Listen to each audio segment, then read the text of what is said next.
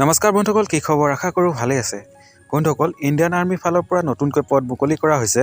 ইয়াত ল'ৰা ছোৱালী সকলোবোৰে এপ্লাই কৰিব পাৰিব আৰু সকলোবোৰ কৈ আছোঁ এই ভিডিঅ'টিৰ জৰিয়তে। গতিকে ভিডিঅ'টি শেষলৈ চাব আৰু ভিডিঅ'টি চাই ভাল পালে লাইক এটাৰ লগতে চেনেলটো ছাবস্ক্ৰাইব কৰি দিব। Department name join Indian army. Apply process offline যোগেদি আপোনালোকে এপ্লাই কৰিব লাগিব। Apply last date 15 June 2025।